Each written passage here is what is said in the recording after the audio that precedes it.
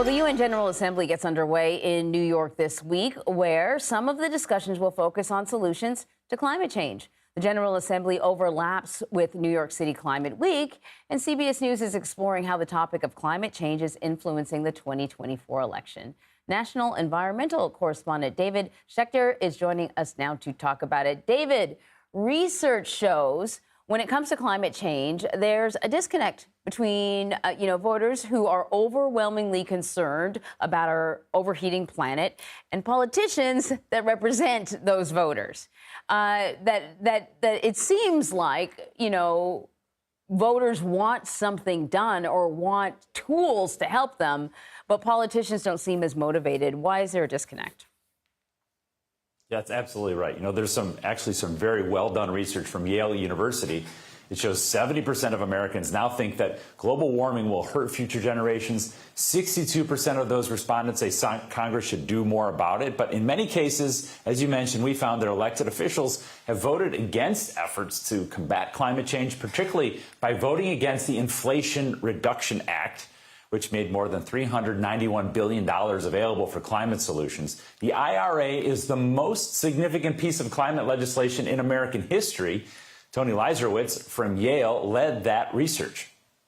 If nobody's knocking on the political leader's door, if nobody's showing up at their town halls, if nobody's calling their office and saying, I want you to take action, I want you to lead on this issue, then they conclude that this is an issue that their constituents don't care about. It's not true, but they're not hearing it enough from their voters.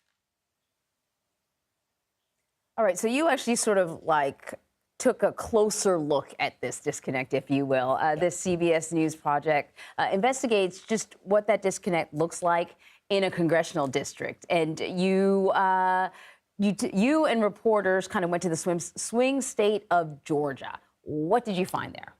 Yeah. So I went to Georgia's first congressional district, which is around Savannah, which is beautiful. You should definitely visit. I've heard. And I met with Republican Buddy Carter in his reliably red district. 53% of the constituents there are worried about climate change and how it's going to impact future generations. But Carter votes against environmental issues 96% of the time, and he voted against the Inflation Reduction Act. In fact, every Republican in Congress voted against it. Carter told me he was opposed to a non-climate provision in that bill that lowers the cost of prescription drugs, but he says stifles innovation. Is there a contradiction in benefiting from the IRA, but then also saying, I'm not going to vote for this thing? Why did the leadership put all that together? Why didn't they let us vote on it separately?